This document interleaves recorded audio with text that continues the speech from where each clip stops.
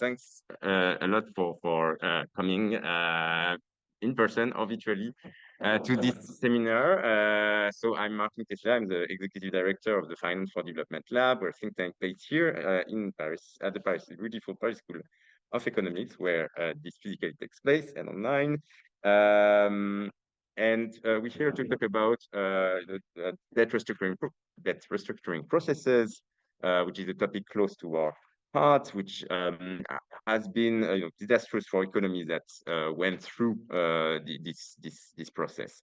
And there are questions that are coming back, have been coming back, but as the pressures are increasing on a lot of developing what markets call frontier economies that have issued some bonds, and as the landscape of creditors have become more complex, there are some new questions that's stemming, and there have been recently a number of analysis of papers looking back at the recent experiences, and that gives us a little bit of um, scope to kind of take stock of the recent experiences and think about how to improve the system. And so that's why we have five distinguished speakers thank for coming to the Paris School of Economics.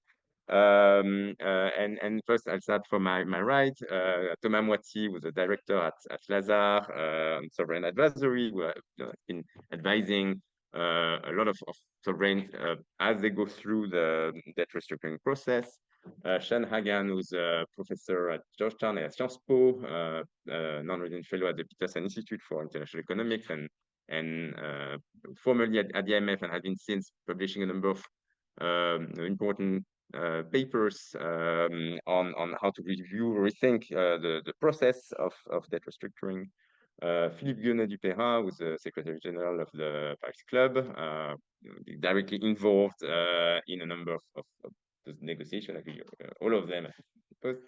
Anna Gelpern, who's a professor at Georgetown and has been also non-resident fellow at the Peterson Institute for International Economics, and has been here at the Finance for Development Lab visiting us for the past 3 weeks. We're very happy to you, Anna, and have been the occasion of a number of conversation and thinking together about these issues.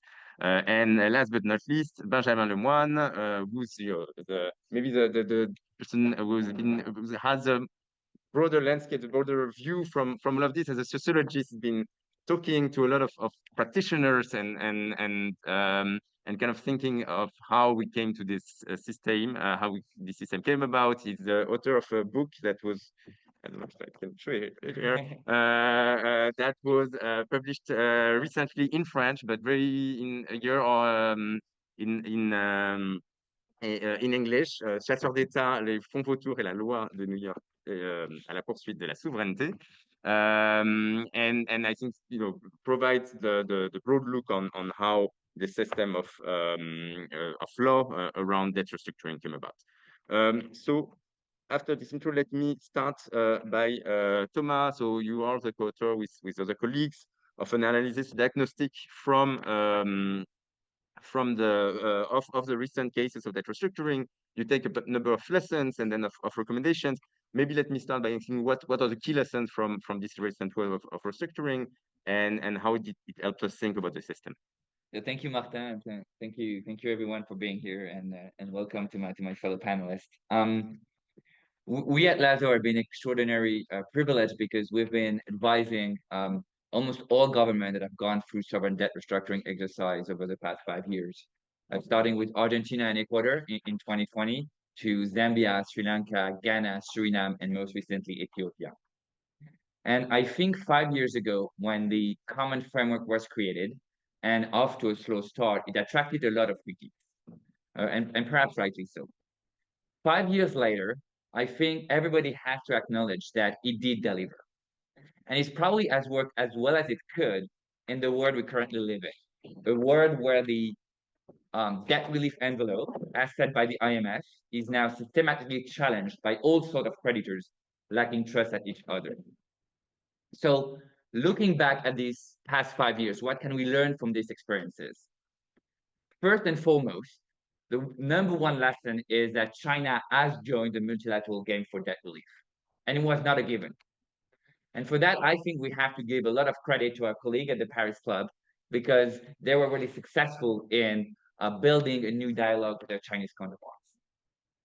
That being said, I think we can all regret still some lack of coordination among Chinese policy institutions, among state-owned policy banks, CDB or ICBC, which are still not part of the official creditor committee, despite the fact that their claims are fully insured by Sinosure. And this has led debtors to carry on years of negotiation with each of those lenders, very often to land on debt treatment terms that are very similar to that offered by official creditors. The second lesson, which is a bit the reverse side of the coin of the first, is that official creditors have started to behave a bit more like commercial creditors, seeking to minimize losses when in the past they were more eager to give the benefit of better economic conditions to debtor countries. And this had led them to request the benefit of contingent clauses in some cases. The third lesson is that there's still a general lack of trust in the system that makes advancing parallel negotiation very difficult. On that topic, Sean and Brad have a very good paper, so I'll elaborate on that. I'll just say that the official sector should lead by example, and we believe that it starts with the publication of the term of the debt treatment agreed upon by official creditors. The next lesson is that the London Club is dead.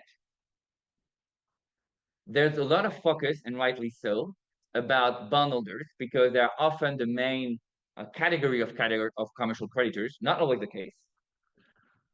And they are quite organized. It's bondholder group in bondholders committee. But for the rest of commercial non-bonded creditors, there is absolutely no more coordination at all. And it can be a problem. Ghana alone has 60 commercial credit facility that it has to restructure one by one. Imagine that. Linked to that, we believe there have been a lot of progress on understanding and assessing the comparability of treatment, but we believe that it remains imperfect. First and foremost, as some of you may know, the Memorandum of Understanding that virtually all countries have signed recently with official creditors requires that comparability of treatment is being assessed on a creditor-by-creditor basis. One, this can be quite burdensome, and second, this can lead to some quite inconsistent results in some cases in between commercial creditors. And I'll come back to that maybe in a second step. Two final lessons to conclude. One on a very live topic, which is state contingent debt instruments. I think there is a global sovereign debt roundtable that is starting to take place, I think, today. Very small remarks here. We at Lazard see state contingent debt instruments are useful tools to bridge the gap sometimes between debtor and creditors, but they shall not be automatic. There are some cases where they are not required, like was the case in Ghana, and they should not be put in the table on those cases.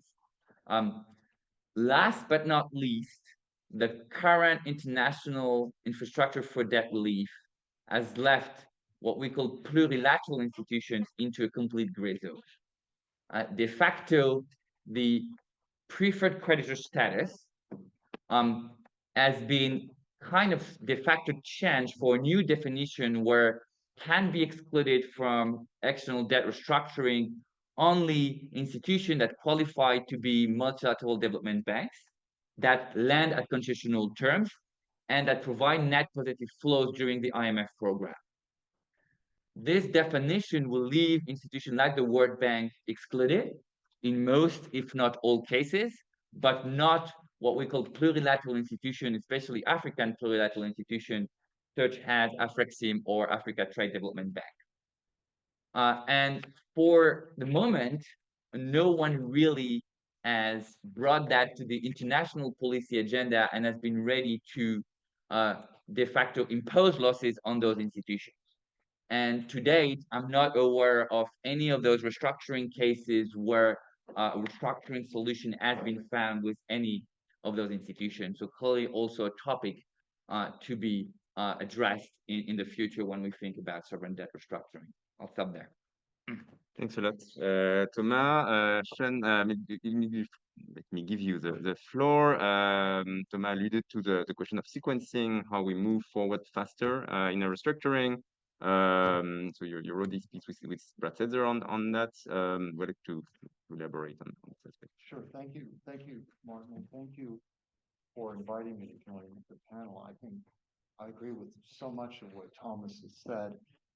I think I want to raise the question, which is that he posed, which I think is a good one, is that is this the best that we can do in the world we live in, right? Which is a fragmented creditor community where the fragmentation transcends just different economic interests, but also takes into account geopolitical concerns. So I guess the question is the process that we currently have optimum for the world we live in, or should we make adjustments to take into account this evolution? My view is that we should. And the reason why we should is because the current system, and I agree with Thomas, has improved, but it's starting from a low base. There's a long way to go, and it's far too slow. And I want to emphasize why speed is important. It's not just because people get impatient. It's because for a sovereign debtor, unresolved debt restructuring undermines foreign investment and confidence. It can basically also delay reaccess to the market. In a narrow sense, if interest is accruing, it can be more expensive. But finally, and more importantly, to the extent to which the delays are a function of official creditors not reaching agreement, it can delay the availability of IMF financing, and therefore delay the economic adjustment process, which can have a hugely adverse effect on the country's economy. So the cost of delays are real. Now, what's the cause? I mean, I think that when you think of reform, you have to identify what the problem is. What's the cause of this problem? I agree with a lot of what Thomas has said about the fact that China is a new creditor. It makes decisions on a decentralized basis. The distinction between what is private and public debt, especially in the case of China, is not obvious at all. And I think these are important factors. And if one could take the approach, you just need to give China more time to internalize the type of debt restructuring process that the Paris Club has had a long time to internalize. I think that's a really important point, but I do think that there are more fundamental issues going on here. And in particular, I think that one of the reasons why we have a problem with delay is because of the fact that as a result of the growing complexity and fragmentation in the creditor community, we have concerns about inter-creditor equity. And those concerns are creating a level of paralysis. Now, I also agree with Thomas that it's not the only issue. Some creditors are united in not accepting the DSA assumptions. So there's that as well. I'm not saying this is the only problem, inter-creditor equity, but I do believe it is an important issue, and I believe that it's exacerbated by the fact that traditionally restructurings have occurred on a sequential basis, with official creditors moving first, and then, and only then, do the private creditors restructure. And the concern, of course, is that the Paris Club might not want to move without China, but China doesn't want to move without the private sector. They want to know what the private sector is going to get. And of course, this is, in some respects, this is the story of Zambia. In theory, it's to be resolved by the comparability of treatment. But as Thomas has said, there's uncertainty about how it's going to be assessed and also how it's going to be enforced. So the point that Brad and I make in our paper is that we should accept the world we live in and move from a sequential approach to one where decisions are in principle made simultaneously. Indeed, that was the process during the 1980s. We moved to a sequential approach only when private creditors started dragging their feet. It used to be that decisions were made at the same time. And the benefit of that is that creditors know what everybody else is going to get before they make their own decision. They have certainty on that issue. Okay, so now I've discussed this with some people who have a tremendous insight, including my good friend Philippe, and he has legitimately pointed out that if you apply this approach dogmatically, it would allow the private sector to basically hold up their structure, if in fact simultaneity is the rule. And I agree with that problem, and therefore this norm should be applied in a way where the official sector, if it feels that the private sector is unduly dragging its feet, it can go forward without it. But I think it's important that we create the option of simultaneity. Now, I actually believe that we may be moving in this direction. I noticed in the GSDR, there's a discussion of the fact that the sequential approach may not necessarily be the case in all circumstances. I actually think that the official sector should push even further. And that I would close by saying one thing. All of this only works if there's adequacy of transparency. We can't ask creditors to make decisions simultaneously if they don't have all the same information, both with respect to the DSA, but also the treatment of other creditors. The IMF's policies have evolved to enable that information to be available. It's a question now of applying it and making sure that it's actually done in practice. Thank you. Thanks a lot, Sean. So now, Philippe, obviously holds an important, the central role. I think you had commended by Thomas and Sean on progress in integrating China through the common framework.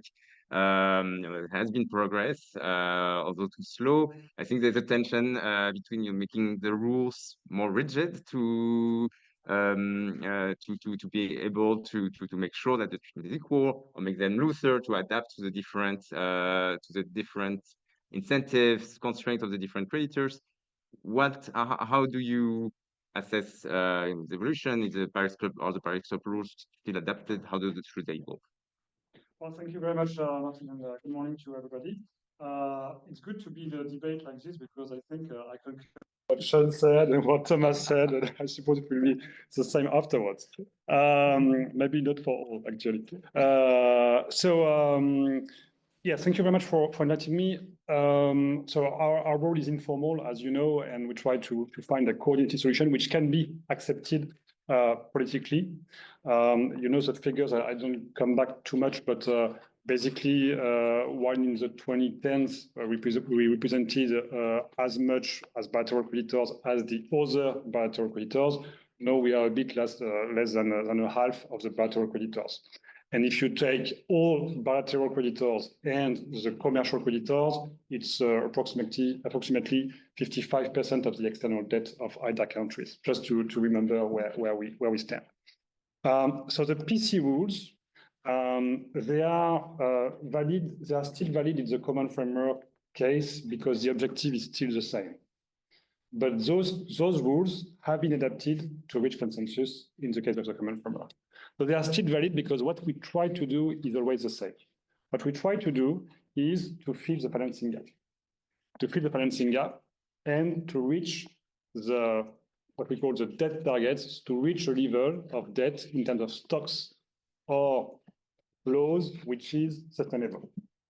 And so this hasn't changed. We have the I5 bringing money in, and we have to reduce the debt service to come back to fill this financing gap and then to reach those targets. And we also have to take assumptions on what the others will do. If I reduce my debt service, what the other will do, and what they need to do for the financing gap to be filled. And so this is why we are really intertwined with the IMF program. And this is something which is core, which we call conditionality, which will stay. We are acting along with the IMF as shareholders, of course, with the IMF, with the World Bank, but we have a conditionality. In the 60s, we didn't have this conditionality, and actually, we had to restructure every 2 years because, or every year, because the reforms are not implemented. So here we have incentivization for the country. Second, when we assume what the other will do, we have to, as public creditors, we take responsibility for that. We say we will not subsidize a lower effort from the private sector. And we think it is something we owe to the citizen. And so we still have creditor coordination. So you have the link with the IMF, you have the COT, and I will say a word about that more, comparative treatment, and you have the creditor coordination, meaning exchanging information across creditors. And this is something important, transparency of what is done, and we do this with the IMF and the World Bank, and with other creditors to share that information. So what we have indeed is that we have all creditors around the table. And Thomas and Fen spoke about China, and it is really it is crucial. But actually, we also have other new emerging creditors. We have Turkey, Saudi Arabia, India, and all have their internal constraints, and we have all to deal with all these kind of things. So the process, the rules are indeed of the common framework of the Paris Club. They have been used for the common framework because actually it is what we need to make a restructuring. We also need solidarity and consensus, because we are taking a political commitment to then implement a bilateral restructuring. So without consensus, it can be very hard. And we, this is my second point, we have adapted those rules in the case of the common framework. And we have to adapt it for several reasons. We have to adapt it because of the computation of the DSA by the fund. We have to adapt it because of the COT, of the comparative treatment. And we have also to adapt it because we had new practices which emerged from the time we used the rules. But actually, I think every year, every 2 years, we were used to adapt those policies. So with the DSA, Thomas said a word about this, and Sean also about the fact that the DSA is challenged. It's challenged. Sometimes it's challenged for good reasons, I think, like in the case of country A, you had this forecast or this method for GDP forecast, but in the case of country B, it is a completely diverse method. So you could say, yes, indeed, you need to have a bit of streamlining or to justify why you are different. So I would say this is a good reason. And as shareholders, as a staff of the IMF, I think we are okay to say we can make things better. But sometimes they are challenged just for bad reasons, which are, I don't want to subsidize or I don't want to make any efforts. So your tool is voted. And we think that this is not a good approach to say that the DSA isn't correct. For the COTs, there are a lot of things to say. Just to take examples, remember that on the commercial side, you really have two different groups, which are the bondholders and commercial creditors. And indeed, the bondholders, they are well organized and the caps help a lot. But for the private creditors, it is non-organized. Thomas spoke about the death of the London Club. I don't know if I would have said like this, but in a way, we understand what it means. Just keep in mind, when Thomas said 60 commercial creditors are still under restructuring for Ghana, actually that means that 90% of the debt is already restructured. We are talking about 10% remaining, which is a lot of work for him, of course, and sometimes for me, but more for him. We have the issue of the intercreditor equity, which we don't put into the COT box, but which we understand very well why it resonates.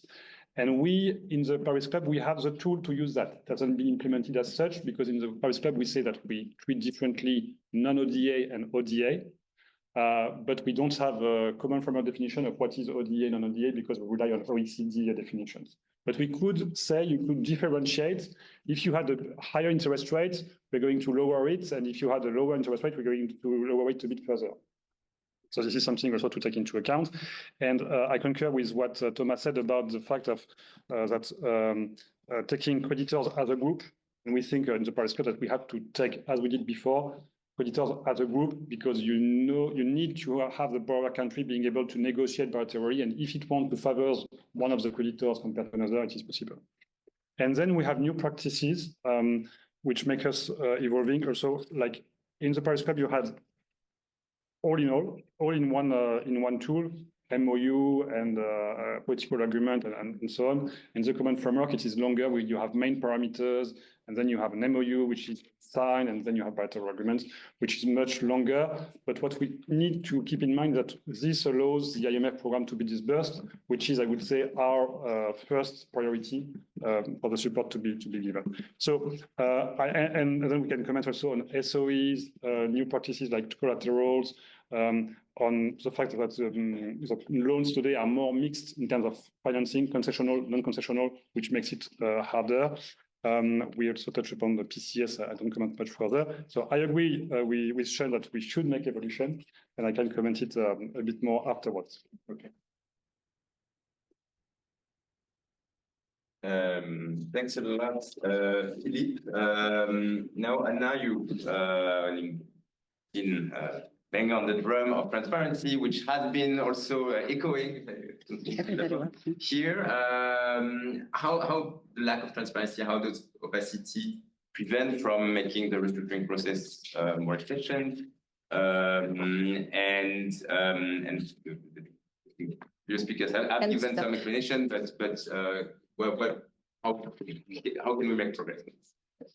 So first of all, I must say that time in Paris moves at double speed. I am so grateful to the Paris School of Economics for their hospitality. I don't know how the past 3.5 weeks or days have gone. So it's been an incredibly rich experience, and I'm deeply grateful. I'm also humbled to be on this panel. And then I'm going to take the privilege of being the only person with no clients and no official responsibility to be one of two academics on the panel. So first, I think it's important to flag the fact that many of the problems we're dealing with now are actually a function of something that's pretty good, all else equal. And that is that there are many more creditors and many more kinds of financing available to resource-strapped countries, right? And of course, as a result, you get much more daunting coordination problems, right? But the starting point is we are in a world that is, yes, fragmented, plural, hybrid, and some of this actually is quite good, and some of it is not very new. But I think it's also important to go back to Thomas' opening and just highlight the contradictions that many of us have kind of flagged implicitly. So common framework works. In retrospect, after 5 years, that's a bit of a contradiction because it's 5 years of, people's lives. And Sean certainly flagged that. In a world we live in, which is a pretty darn suboptimal world, but we're trying. The fact that we have official creditors acting more like private creditors and wanting value recovery and sort of value maximization on the one hand is not really new. On the other hand is a function of the fact that, again, we have so many hybrid actors, but KfW, all the export credit agencies are all hybrids, right? So back in the day when you had to coordinate among 7, 10, 15 actors, you could say we're going to treat these hybrids as official, we're going to treat them as private, and we're just going to act as if, we call this legal fictions, but document is dated as of yesterday, who cares? When you have more actors, new actors who are not invested in this, I think you have much deeper challenges, and I think that's what we're dealing with. So transparency then, what role for debt transparency? First of all, nobody doesn't like transparency. I feel very popular. Public debt is public, everybody.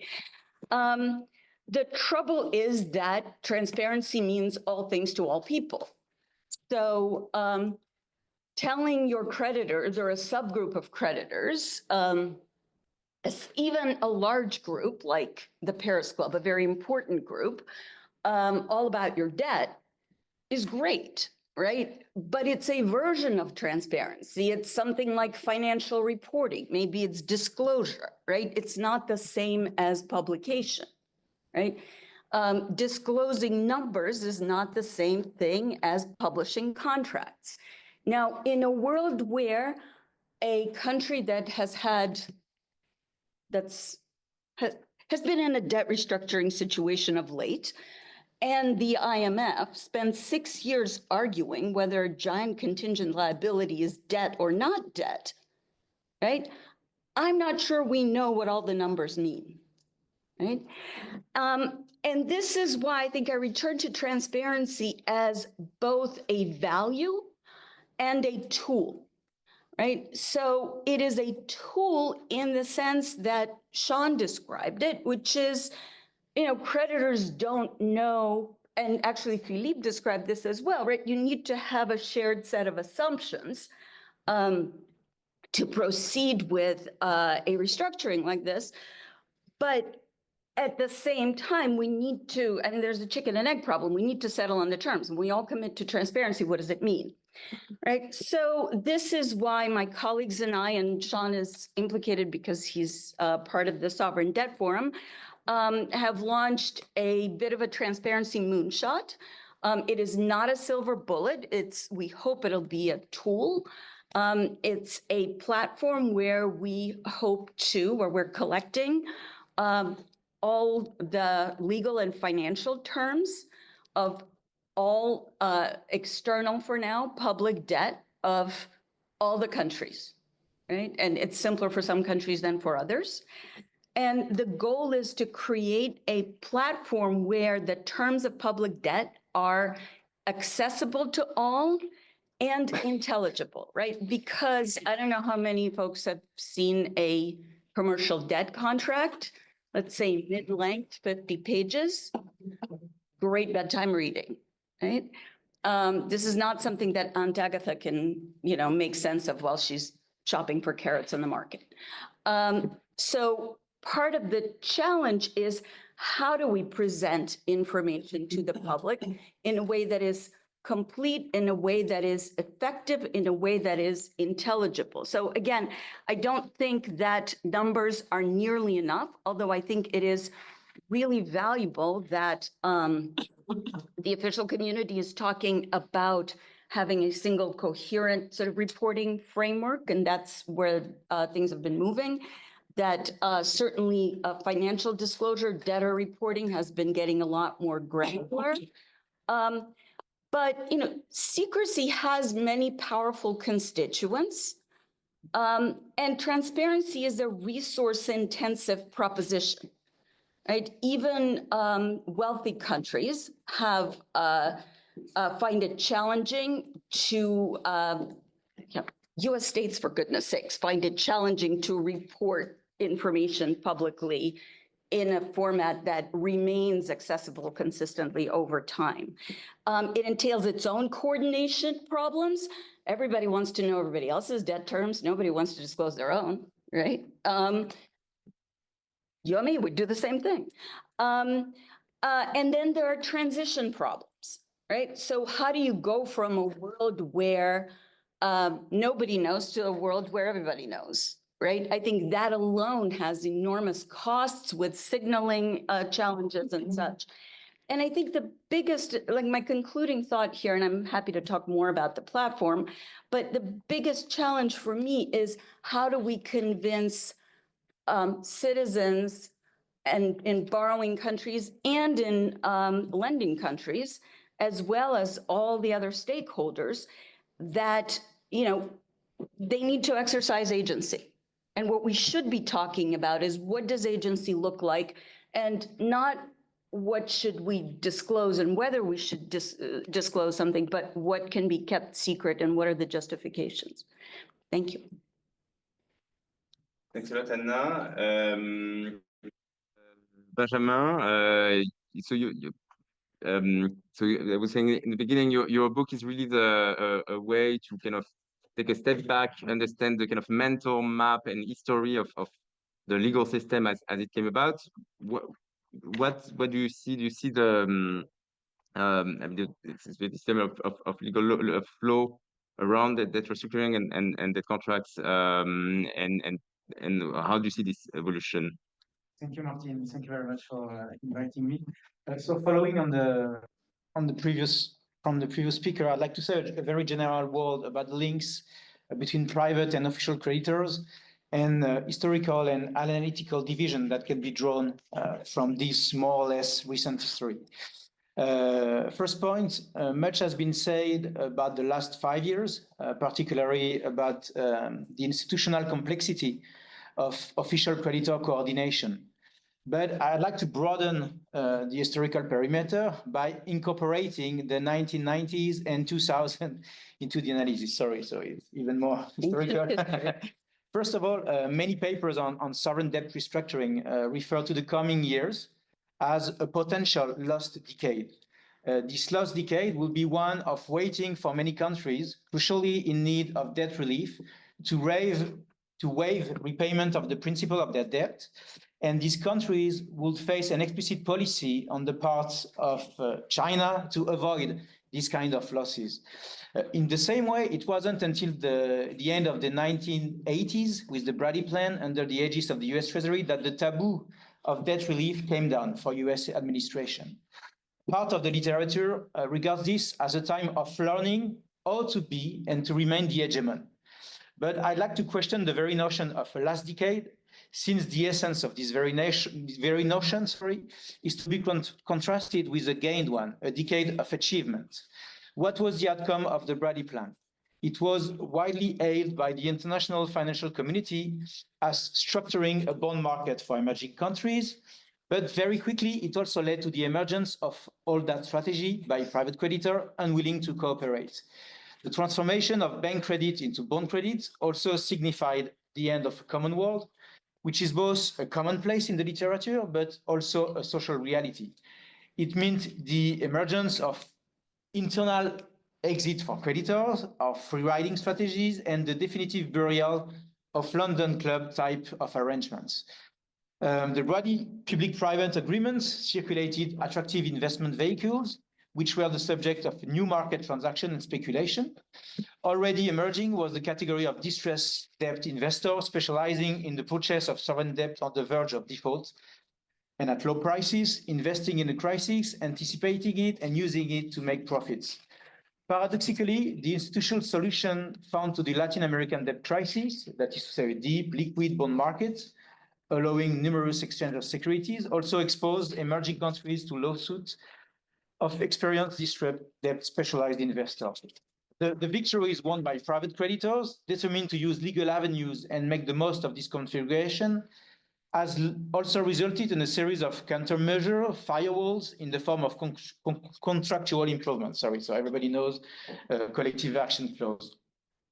The improvement of which also extended over several years, close to a decade. The year 2014, for instance, marked a broad victory for litigious creditors with the Supreme Court discovery decision, which extended the scope of information creditors can request to require disclosure in order to facilitate the establishment of evidence abroad and no longer just in the US. These are known as fishing expedition. Plaintiffs go for fishing for information with a deliberately wide net. Intervening at the time as amicus curiae, the US State Department reminded of the requirements of international courtesy. The US federal government brief decried the scope of broad and general disclosure of foreign state assets that are presumed to be immune and the risk of substantial infringement of foreign state sovereignty in a particular sensitive area.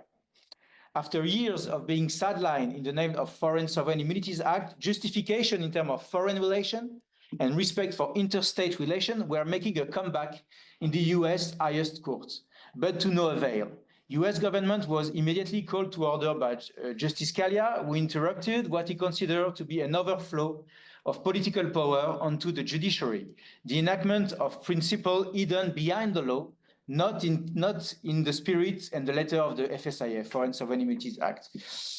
This could be interpreted as the hardening of the legal reason, relatively emancipated from political reason, from US executive power in the service of contract enforcement.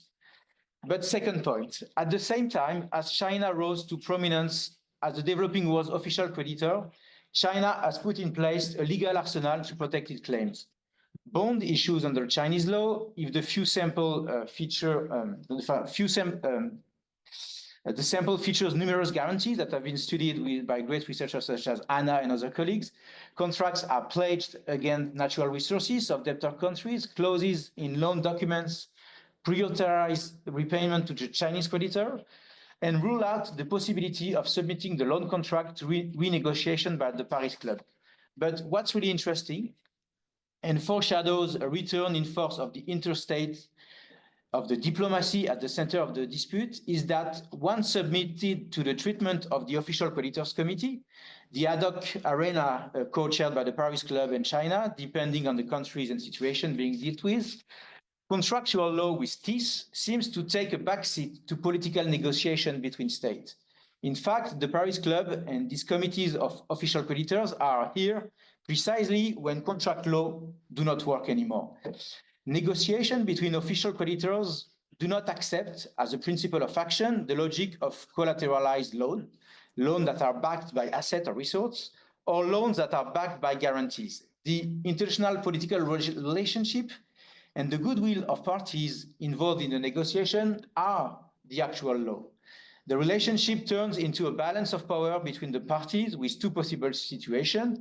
Either the majority creditors actually want to find a deal, and it doesn't matter what the collateral is, or the majority creditors don't want to find a deal, and it doesn't matter what the collateral is. In short, there are no legal rules other than the common will of the state to reach an agreement. This strategic return to power of the world of official debt suggests a kind of definitive, maybe, domination over the world of private law, which have become subordinated, subject to the prior sequences of the world of official debts. Agreement between sovereign creditors could force private creditors to fall in line. However, it is fascinating to note the extent to which this subordination is itself difficult to enforce in contract law. For example, during the debates related to the New York sovereign debt bill, the two last years ago, when one of the legislative proposals was to include a reference to the Paris Club agreements as a binding condition for private creditor, as a cap for private creditor claims, there was a major outcry from the financial and also a lot of critics from part of the legal industry. But one can question if, as a result, this measure was removed from the realm of possibility. But one might consider that if it was not simply a matter of hardening, and setting in stone in commercial law what already existed in the world. Thank you. Thanks a lot, Benjamin.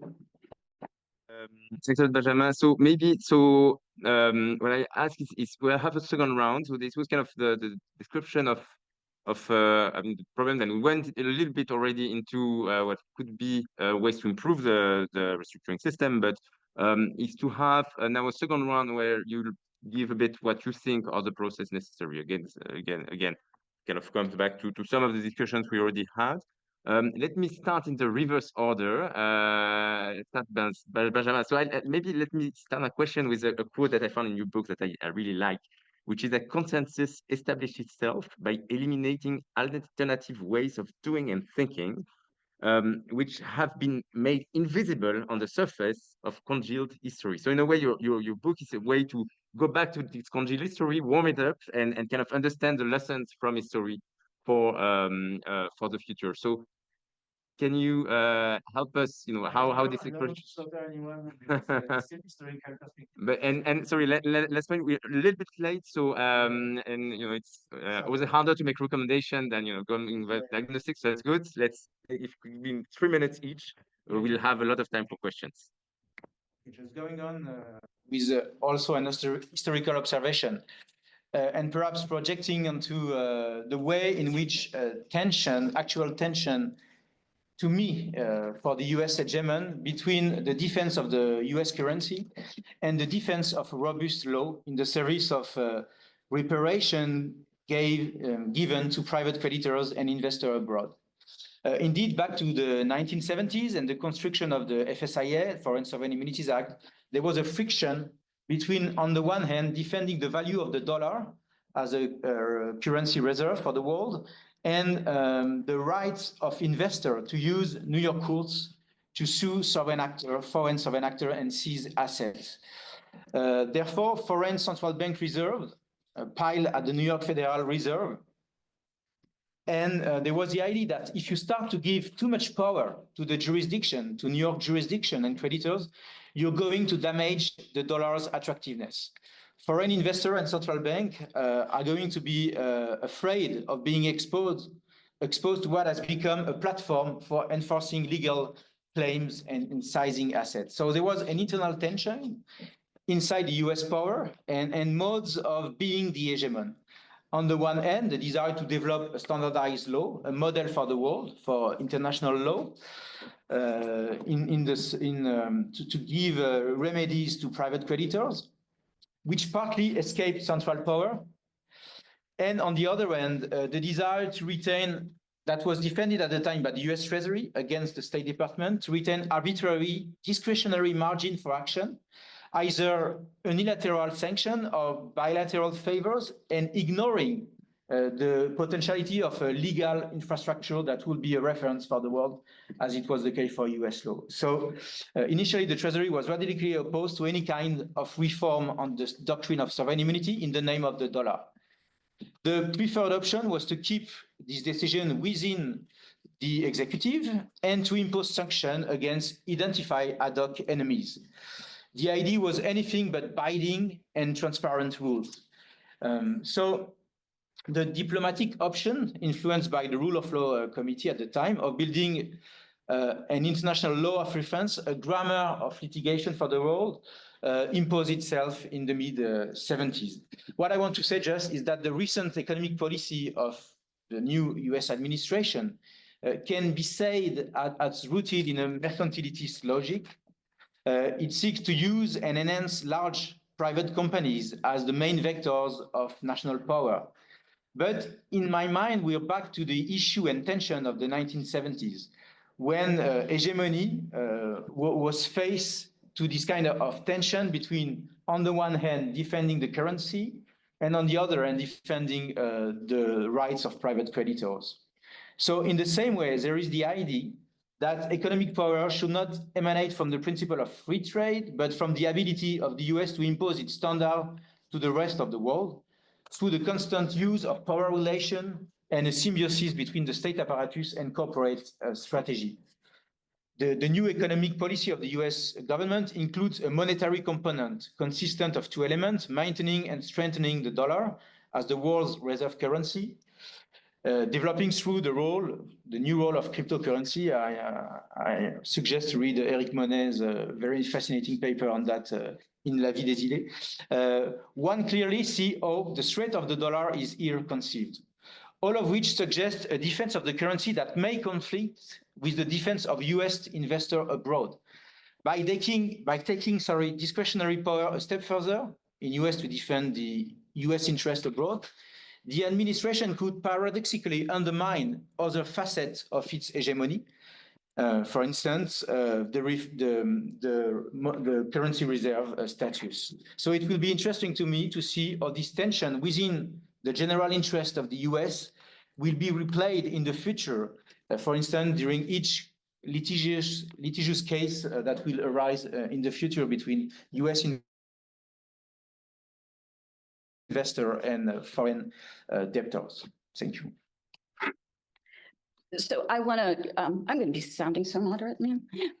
So I want to touch on two things. One is this notion of a hybridity, and particularly public-private creditors, and the relationship between public and private law that Thomas and Benjamin mentioned. So, you know, as I mentioned earlier, the idea that creditors, some creditors are part public, part private is just not new at all. But we're dealing with this idea, with this challenge in a different world where it's harder to act as if. And here I want to turn now to the preferred creditor status problem, right? Preferred creditor status is not law. It's practice. And I think it's reasonable to ask, it's been important to ask, I think, why certain institutions retain this preferred creditor status and others keep trying but don't get it. And I think it goes back to principles and values, right? So, for example, the fact that there are certain criteria that underpin the exclusion of, say, the World Bank from Paris Club restructuring, but those criteria just are not met in some cases, I think is an important starting point, right? So in some ways, I feel like we need to really try to get away from saying these institutions, no matter what, and go back to why these institutions and really articulate this, because I think it's essential for what legitimacy the system can have. And then turning to Benjamin's point on public law and private law, I actually think there's a bit more of a dialectic going on. And I want to flag this problem of collateral, and I'm just going to go to the other part of the world and say that Puerto Rico always makes a really interesting case because kind of sovereign, kind of not sovereign, kind of statutory, kind of not, right? But you had a borrower that basically, for some very good reasons, told each creditor that they were a favorite child. Somebody had constitutional priorities, somebody had tax receipts, somebody else had New York law, and that gave them confidence that they would be first in line. Now, what happens when Puerto Rico runs into trouble, right, is that everything gets jumbled and nobody knows what the line looks like. And then control of revenue streams actually makes a huge difference in recovery. Right now, lest we think that it's all about China, if you look in the mid-1990s, there was a huge debate about the use of escrow accounts by export credit agencies in, say, Eastern Europe, for example, right? And some of the very same concerns that we see raised with secured credit now, right, were discussed then. So these are not new problems, but these are problems that arise in some ways more acutely in this setting. Now, what is to be done? I have all kinds of ideas, but I feel like we can, let's wait for questions, or you can ask me. Thank you. Thanks a lot, Anna. Philippe, I'll let you respond to very well. I accept, you can have the P20 angle of as also the Francis co-chair of the International Financial Architecture Working Group, but take whatever. No, thank you very much on illuminating to hear colleagues. So in 3 minutes, more or less. Yes. We just wanted to come back to start indeed, you have to provide an incentivization for the country to come to a restructuring process, but do not undermine that default or restructuring process, they are political choices by the country. And often the countries, they don't want to come to a restructuring process because you have a stigma, because that means that you're going to increase domestic resource mobilization and so on. So there is a lot of politics behind, and it's not, we have to adapt our processes, but it's not up to us. The sovereign restructuring is about the borrower first. So what can we do better or more? Benjamin mentioned that, and also transparency and timeliness. In the Paris Club, we were used to have 2 to 3 months between the SLA and the IMF board approval, and then 4 to 6 months for the whole process towards the MOU negotiation, sometimes 9 months. And we think that needs to be the indicative timeline we are pushing for. There is no consensus in the G20 to set those timelines, even as indicative in stones.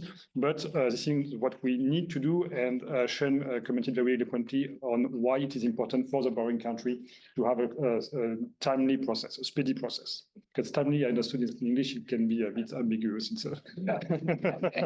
What we mean is that speedy process. Second, transparency. Anna commented on that, and before saying what we can do, just to answer to Anna, it is true that you need to share information. Disclosure is not exactly the same as transparency. What is difficult for us is that we have a consensus base, and some countries, they say, I'm okay for the sake of the restructuring to share my information with you, but I'm not okay for this information to be public in a website. And so what we are pushing for is obviously to conduct a wide reconciliation process, but also to say, okay, you don't want to share it with the community, fine, but just reconcile between the World Bank and the third party and the borrowing country to know whether or not you have claims which are lost somewhere. See, for instance, Senegal.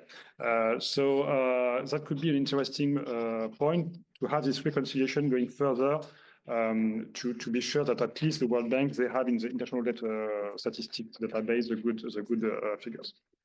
So what we can do more on our side for the borrower, giving more clarity on the process from the request to how the COT will be assessed. For the OCC members, what did we take as decisions already for the previous cases? So how did we treat COD cut-off date? What was the case? What was the scope of the DSA, the scope of the restructuring? How do we deal with new disbursement post-COD of contracts pre-COD? I'm a bit technical, but I see faces that know very well this issue. And for the PCS, for instance, to elaborate on Anna's point, when you can show that the concessionality of the loans pre-restructuring by those banks, the MDBs, are already more concessional than post-restructuring for the whole group, you have a case to say, I don't need to restructure something which does not have pressure to the neither to the financing gap nor to the debt flows targets. You have the issue of the stock, but so you can also do that. And then third, you have the information sharing towards the creditors. So this is more an issue between the IMF and the bank. I do this because we have our colleague on the IMF and listen here. So between the IMF and the bank, towards the creditors, be they shareholders, be they official or private. But I insist that official creditors, as shareholders, it is normal that they don't have the exact same information as the private creditors from my view. And so our next issue is to implement those steps, which are in the G20 notes that you can find on the G20 website or in the G20 presidency, Brazil G20 presidency. So it's a lesson learned on the common framework. On that note, I pass to. And want to talk a bit about the rules that apply for kind of the alternative restructuring, which is a very large access program. So yeah. I would just want to touch on a very specific issue related to the IMF, my former institution, that relates very much to debt restructuring. So the IMF's watchdog, the IEO, just came out with a report, which was its review of the IMF's exceptional access policy. What is exceptional access policy? Basically, it means that when the fund is basically considering very large loans relative to a member's quota, the policy requires it to essentially exercise scrutiny on whether or not this economic adjustment program that the financing is going to support is realistic. What are the probabilities of success? And the reason it does so is because the IMF is taking a bigger financial risk. And it's more likely that the IMF is going to get repaid if the program is successful. So the idea is to replace optimism with realism. Well, the IEO report concluded that strict scrutiny really wasn't that strict. And in fact, program assumptions for large cases under exceptional access were actually more optimistic than normal access, which is somewhat ironic because it was supposed to do the opposite. So what's the problem? I mean, I think the IO report is relatively clear. For many of these countries, not all of them, but for many of these countries that come to the fund, they're coming to the fund because they have maturing obligations falling due, and they want to avoid a debt restructuring. And if the IMF were to be very strict in its scrutiny of the DSA, of the realism of the program adjustment, they would probably conclude that this program requires a debt restructuring. In fact, the IMF often is the trigger. Why is that? Because, as Philippe has said, the sovereign would prefer not to restructure. Creditors would prefer not to restructure. And to the extent to which there's going to be contagion, other members of the IMF also wouldn't want to restructure. But the point is, and this is the underlying assumption of the exceptional access policy, if debt is unsustainable, if it's really going to happen anyway, delaying it doesn't help anybody. And in particular, it doesn't help the debtor. So the question is, how can you basically reform the exceptional access policy so that it really does impose realism and require debt restructurings to take place when they're necessary? So I think the diagnosis of the IO is really good. I disagree with one of its central recommendations, which is to have a clause that allows the staff to be transparent when it believes that the debt is not sustainable. It's an escape clause. Instead of having to pretend that the debt is sustainable, there would be a provision in the policy which would say, we're not sure, but we're going to lend anyway. And that would allow the staff to be more transparent. Well, here, unfortunately, Anna, I think that transparency is subordinate to the need to have programs work. And I actually don't think that lending in that situation is going to help anybody. In fact, to the extent to which the IMF has a catalytic role, it's going to send a pretty bad signal to the market. If the IMF is lending, explicitly saying, we're lending even though we don't think the conditions have been met. I think it's a really bad move. My own view, in particular where there's a question as to whether or not debt is sustainable, the IMF should consider having absolute access limits. Why? Because the larger and this gets to the preferred creditor status, the larger the fund's financial footprint is, the more difficult it is to get a catalytic function because creditors are worried about subordination in the event that there's a restructuring. So it's really important to limit that financial footprint in those circumstances where there are concerns about debt sustainability. So anyway, it's a very specific issue, but I think, the centrality of the fund's role in determining when a debt restructuring will take place and how much debt relief is central to this process. Thanks, Gertrude. Thomas, you're... Yeah, thank you. Let me conclude with some very practical consideration from our side, being practitioners, agreeing with a lot of what has been said, especially on transparency and trying to have simultaneous process.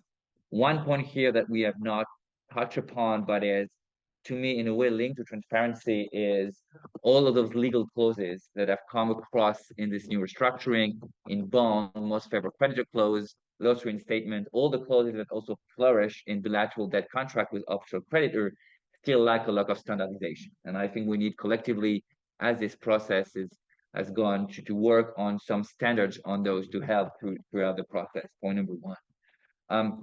Point number two, on comparability of treatment, something we have written long into, but I don't want to sound too technical, but let me take a very simple example because I do think it's very telling. Right now, let's say we have two creditors, A and B, both have 100 million loan to a country, both are commercial creditor, both has lent exactly the same interest rate, 12%. The only difference between A and B is that the credit facility of creditor A is fully in arrears. For creditor B, it is due to be repaid in the next 5 years.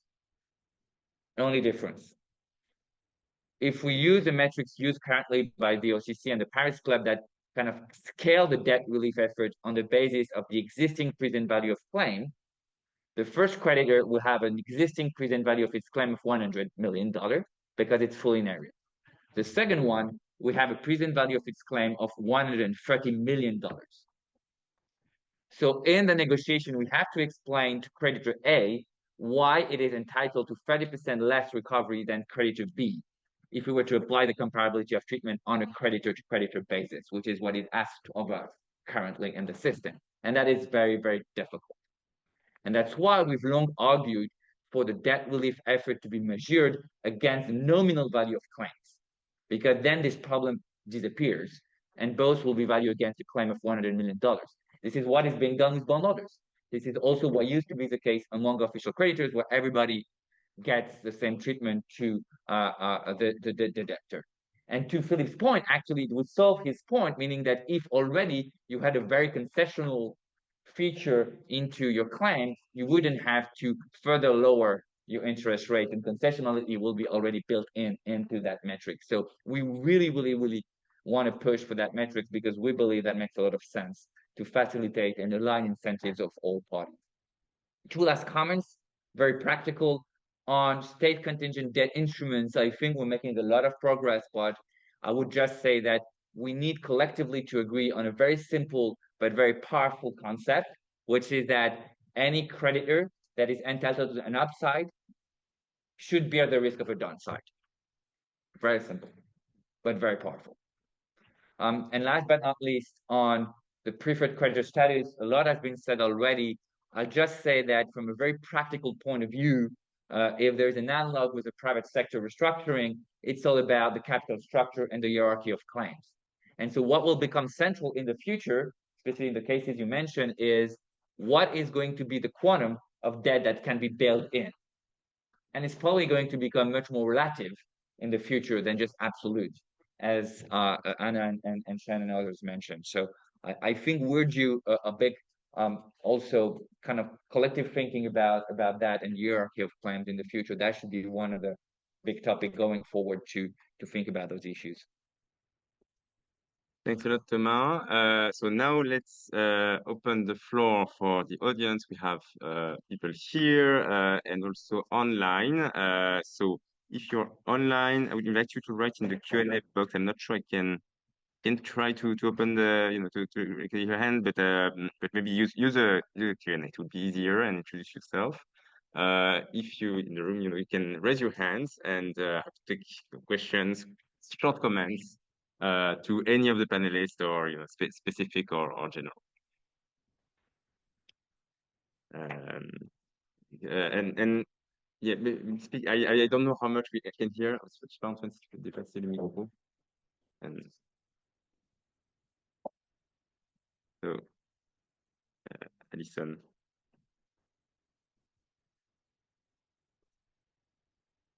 So thank you, Martin, and many thanks to the panel. So I'm Alison Holland. I'm with the IMF. I, just joined this discussion this morning, and I just wanted to kind of share a couple of things that I think speak to the coordination problem that I guess our panelists talked about today, and how that has, maybe evolved even from the IMF perspective. And I think that one thing that makes sort of a dynamic, simultaneous negotiation very hard is the fact, I think Philippe mentioned this, is that creditors, we're targeting meeting multiple conditions. So we have the financing gap to meet, and this is basically the balance of payments needs to be financed over the program period. You typically have a condition on reducing the stock of debt to something by a particular date. And then you also have this dynamic provision that there's usually some sort of constraint also on the envelope for debt servicing in the 5 years or so beyond the program. So there's a mixture of dynamic and static conditions that need to be met. And therefore, it's somebody has to move first, I think, is one thing. I would also say that relative to maybe the 80s, 90s, the restructurings then, is that I think that the restructurings then we saw were perhaps for countries where debt was dominated by bondholders relative to public sector creditors. I think that maybe also explains some of the changes that we've seen.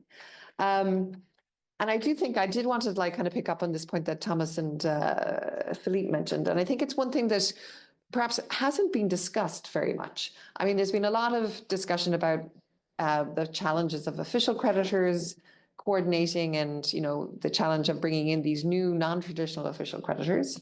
There's obviously always a lot of discussion about bondholders and what they will and won't do. But I think this commercial bank coordination problem is perhaps a real one, because I mean, what shocked me perhaps as a non-financial market participant is that even though in the case of Zambia and Ghana, you know, 95% of their commercial debt has now been restructured, they continue to be rated as in default because they're still going through this process of one by one having to negotiate with these individual banks. And that then, you know, I guess continues to impede foreign investment, return to market access, et cetera, as Sean mentioned. So I think these are just a couple of observations I wanted to share. But thanks very much. In the room, if there are other questions, remarks? No.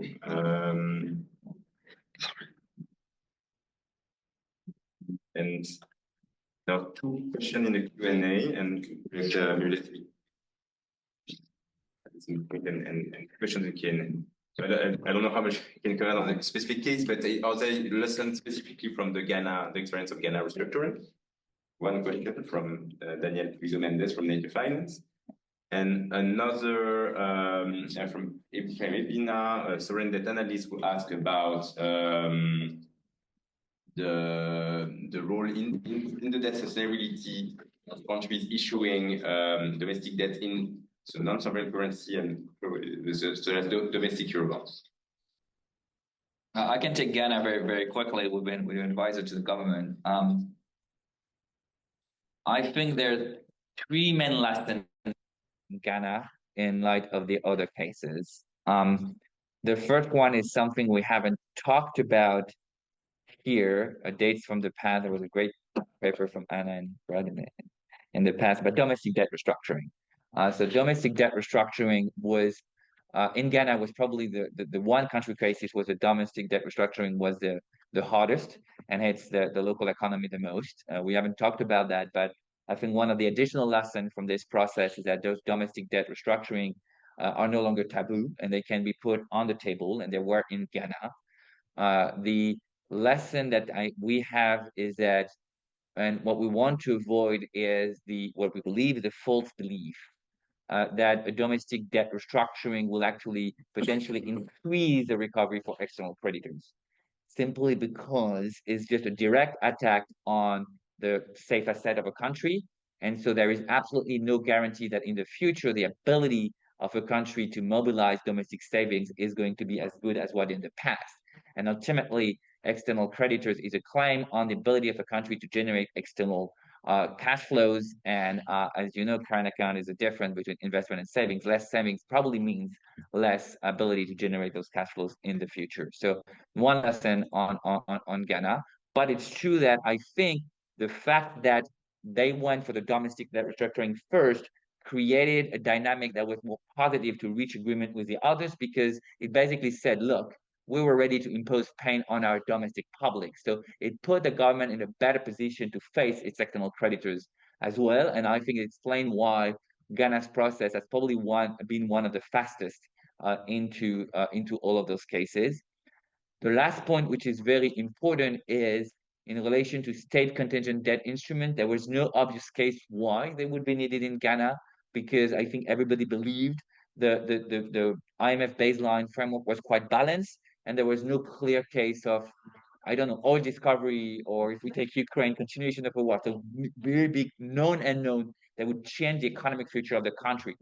Ghana was meant to remain Ghana in the next 5 years in terms of economic profile. And so I think the authorities were very strong from the beginning to say, we don't need that in the negotiation. We need a plain vanilla restructuring. And we got it because it was meant to be. And I think that's also an important lesson for SCDI. There are needed when there is a clear case for it, where there is not, it's just a distraction. Let's go for what we know how to do quickly, which is plain vanilla debt treatments. From my perspective, maybe also 3 points on Ghana versus I think that for Ghana, we had an information sharing where we took lessons from Zambia. In the case of Zambia, I think that what we expected from the private sector could have been clearer.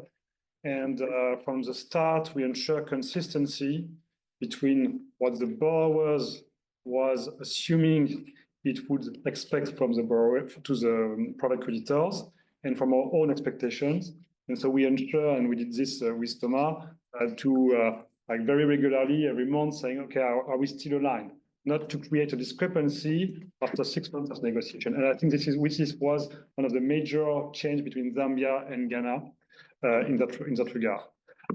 Second, and I would echo Sean's proposal on sequencing. Indeed, we have a de jure distinction between the private official creditors and the private creditors, and we usually go first. But in the case of Ghana, what we had is that actually we had a de facto parallel sequencing. And so that was important because we had this information sharing at the start. We were able to have this parallel tracks. So I think this was also an important difference. And third, on the VRI, so Thomas reflected on what the borrowers wanted, but I can also comment on what the product creators wanted. And they were able not to request the VRI because they were not challenging the macro framework by the IMF, or at least much less than for other cases. So in that regard, you see that the VRI often it's a second best because we have too much a discrepancy of analysis between the bondholders and the IMF. So that would be the 3 comments I would make on difference. Just a word on domestic debt. I think it's a good question, and I think it's illustrative as to how the landscape in terms of intercreditor dynamics has become more complicated. As Anna, I'm sure, would agree with me, the first question is, how do you define domestic debt? Anna and I would focus very much on whether or not it's governed by domestic law, which if it's domestic currency, it often is. And if you apply that rationale in some respects, domestic debt creditors are subordinate creditors because essentially their bundle of legal rights is inferior because the sovereign can change the law. In reality, however, it's a very different story. Why is that? Is because taking an aggressive position on domestic debt can have significant impact on financial stability, especially when a lot of that debt is held in the banking system. And not only is the IMF aware of that, but private creditors are aware of that as well, because to the extent to which that requires a recapitalization of the banking system, it will have fiscal implications, which will come back and basically bite the private creditors. So it's a complicated issue. The only thing I would say is that the overall value of domestic debt as a percentage of debt in countries has grown enormously. And therefore, at some point, it does have to be addressed, notwithstanding the financial stability concerns, to achieve sustainability, but also from an intercreditor equity perspective to get other creditors coming in. And that's why I do think that even though the fund doesn't like to basically get involved in defining the perimeter of debt, they're only concerned about the quantum of debt relief. At some point, trying to figure out how to bring domestic creditors into the process, I think, is essential. Sure. So I want to shift to another magic word, which is, wait, what was that? No. Oh, well. No. Okay. All right. Standardization, which I think Thomas brought up, and I want to kind of do both the positives and the negatives. So first, taking off from Sean's point on domestic debt and some of the questions. My buddy Brad Setzer and I wrote ages ago something called Domestic Debt and the Doomed Quest for Equal Treatment. And I stand buy that, right? There's an enormous amount of demand for standardization in the treatment of domestic debt, even if we can settle on a shared definition among economists, lawyers, and everybody else. The trouble is, once you go domestic, you're dealing with diverse political imperatives and institutions, right? So in a world where pension funds are, have one sort of political valence and banks have another, and, the central bank is a third actor, right? It's just not going to be the same domestic restructuring as in a country that, doesn't have a big, let's say, pension fund sector that's politically affiliated with, I don't know, opposition. I'm making it up, right? So I think that we are not going to see perfect standardization in a world of domestic debt ever. So that means we should go to principles and kind of try to go from high level on, like, worrying about financial stability, et cetera. Another area where I think we're gonna, standardization makes sense to a point, and that's connected to transparency, is process transparency, right? I've been arguing for, the common framework to have like a subway map or bus map, like next stop, DSA, next stop, so that really there is a fair amount of path dependence, pattern consistency in these restructuring processes. And I think anchoring expectations and just saves resource-strapped stakeholders a lot of bandwidth. So now they have to watch for what's different rather than where am I and, what planet am I on? And that brings me to just very specific prescriptions. For the same reason, bilateral lenders should publish the general terms and conditions of their debt, like the Japanese International Cooperation Agency. Why? Because then all the borrowers have to worry about is financial terms of particular transactions, rather than the 50-page boilerplate, right? And where there are departures, you can highlight the departures. But there's so much standardization, and yet, as Thomas said, it's imperfect. Let's focus on what's non-standard and save ourselves some room. On that same page, it's inexcusable that MDBs all have different negative pledge clauses and none of them enforce them. Fill in polite word. Just get it done, for God's sake. Get into a room, figure out what needs to be done, and then you know what, the collateralized lending problem will be a lot less of a problem. Ditto for confidentiality clauses. Everybody has confidentiality clauses, not just China. And let's have bilateral official creditors get in a room and make a statement about when they are and when they're not going to enforce confidentiality clauses. It is inexcusable now that somehow the fact that these clauses have a carve out saying that if required by law, you can disclose. It's ridiculous. It means that in order to disclose a private contract that, Benjamin and I can take 5 minutes and enter into a contract, you have to call in a legislature to pass a law to require transparency. Like freedom of information requirements. I mean, the Philippines is very interesting in that respect. I'm an academic, I can be maximalist, right? But I do think that this is the direction to go. And then, yeah, borrowers, I do think should have domestic disclosure frameworks. I think the IMF did a very nice job, and they have a conference coming up on domestic transparency frameworks. I think there's work to be done there. So everybody has something to do. Some of this is a no-brainer. Let's move. Thank you. Great. So building on that, so we have 6 minutes and 6 questions.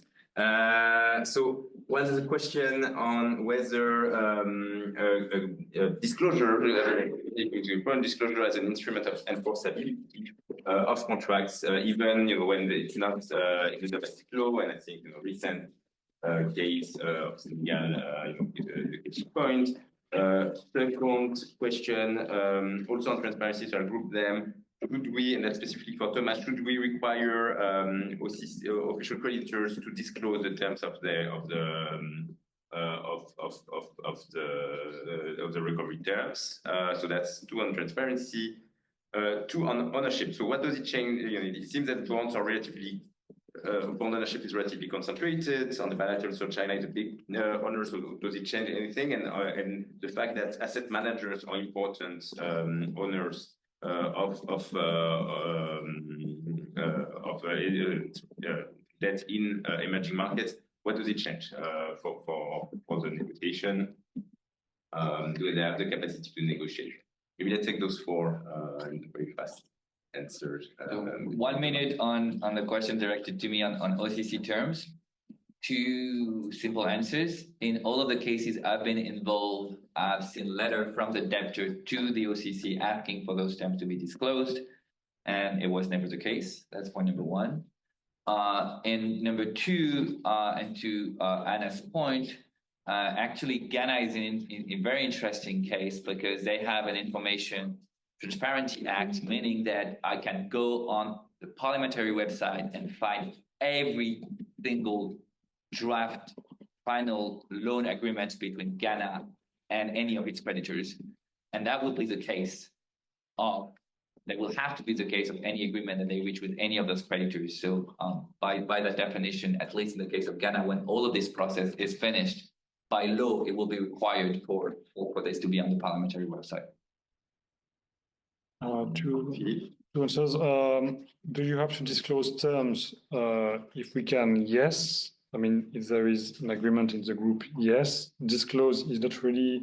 I come back to transparency. Like maybe you can share it with whom it is necessary to negotiate. So meaning that if the issue is of the COT, obviously the creditors, they know what are the terms, more or less what they have to do as effort. And second, quickly on the bond ownership. From what I saw, you have a difference between when there are asset managers like big asset managers, Amundi, BlackRock, or when they are hedge funds. In the negotiation, of course, it is the same story, because when you have a small fund and you have all or a big part of your money is dependent of your result, or even the very existence of your fund is depending on that negotiation. It's not the same that when you are a big asset manager. And so I think this changes the dynamics of the negotiation. Maybe just 1 point. No single bondholders has seen the terms of the OCC in Ghana because it's private information. If they were to have it, it would be material public information. It will be to be released. So no bondholders has seen the terms of the COT or the terms of the OCC term in Ghana. And there's a lot of speculation about those, which have created also some dynamics, which is different. So let me make that point clear.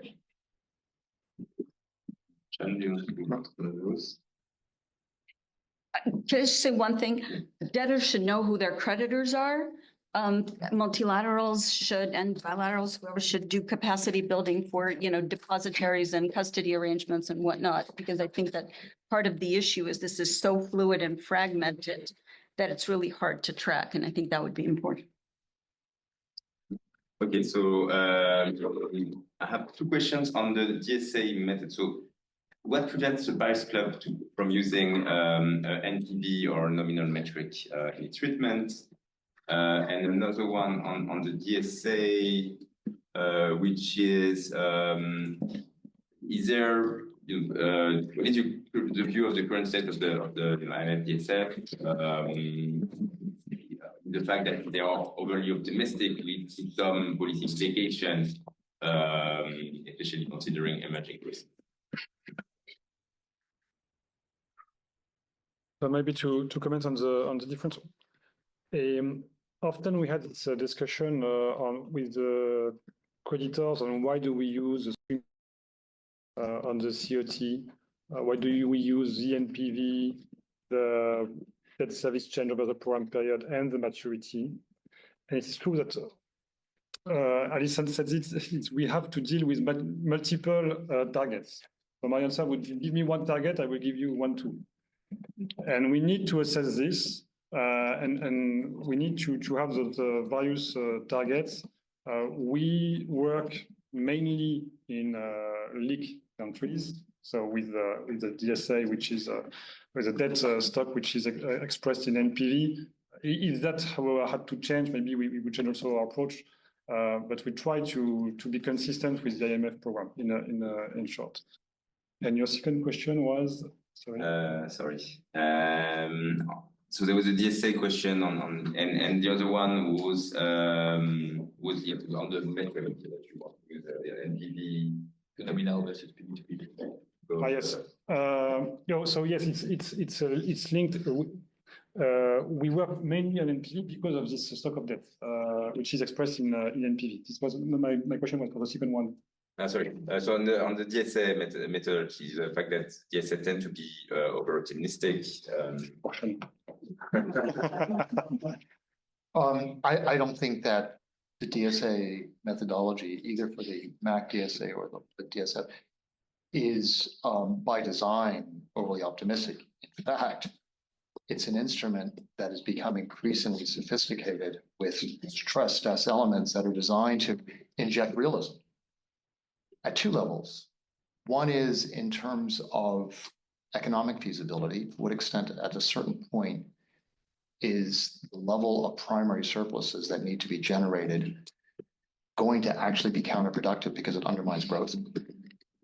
But also the political realism. To what extent is it credible to believe, given the past track record of a government, as to whether or not they're going to be able to generate those fiscal surpluses? I mean, Argentina is not Latvia. So I think the DSAs do a good job on this. The issue is implementation.